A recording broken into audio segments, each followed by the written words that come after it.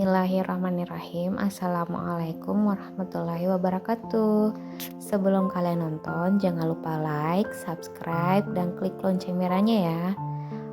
Baik teman-teman, kita akan melanjutkan materi kita tentang evolusi. Saya akan mereview kembali teori evolusi. Yang pertama, teori Langmar, perubahan yang disebabkan karena adaptasi terhadap lingkungan. Perubahan yang terjadi diwariskan secara genetis. Yang kedua, teori August Weismann, perubahan yang terjadi pada sel tubuh tidak diwariskan, perubahan pada sel kelamin yang diwariskan. Sedangkan pada teori Charles Darwin, makhluk hidup dalam suatu populasi itu bervariasi. Evolusi terjadi karena seleksi alam. Nah teman-teman, kemarin ada 4 evolusi. Yang satunya apa lagi ya? Masih ingat nggak? Apa persamaan dan perbedaan teori evolusi dari teori Langmar dan Charles Darwin? Ada yang tahu?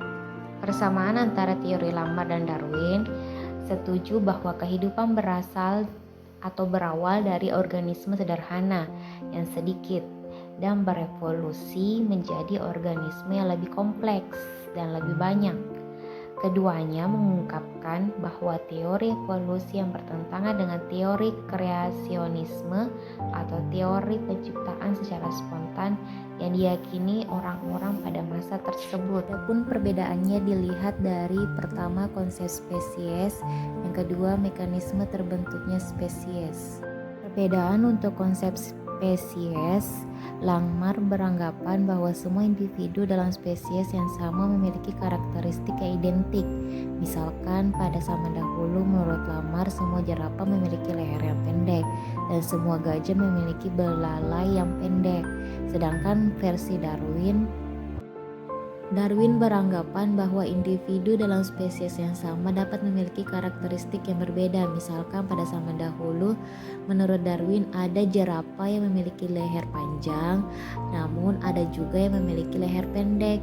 Darwin beranggapan bahwa kebanyakan gajah memiliki belalai yang pendek dan sedikit di antaranya memiliki belalai yang panjang.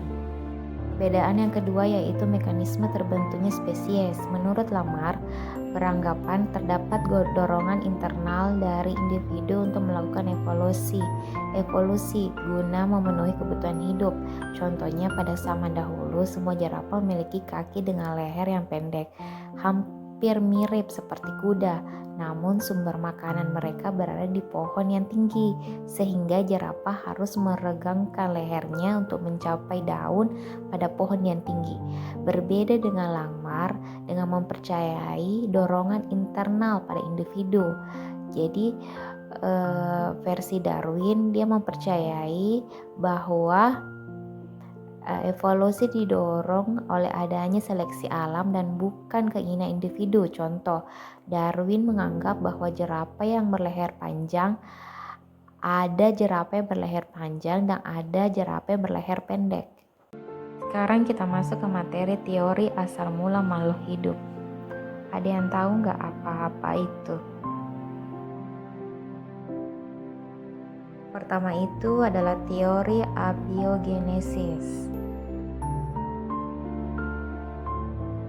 Teori abiogenesis oleh Aristoteles yang menyatakan bahwa makhluk hidup berasal dari benda mati.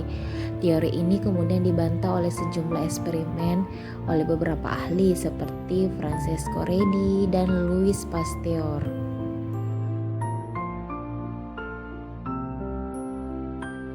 Kedua, teori biogenesis. Teori biogenesis beranggapan bahwa sebuah kehidupan berasal dari sebuah kehidupan yang sudah ada sebelumnya, omne vivum ex vivo. Namun tentu saja penjelasan ini belum memuaskan, mengingat pertanyaan dari mana datangnya makhluk hidup yang pertama tersebut belum terjawab.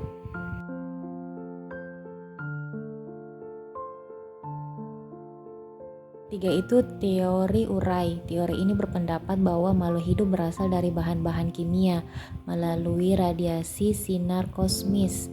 Teori ini disempurnakan oleh Stanley Miller dan A. I. Oparin.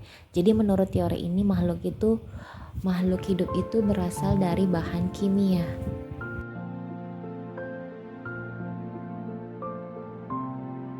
Oke teman-teman, thanks for watching ya. Sampai jumpa di pertemuan berikutnya. Jangan lupa like, komen, dan subscribe ya. Jangan lupa juga klik lonceng merahnya ya. Assalamualaikum warahmatullahi wabarakatuh.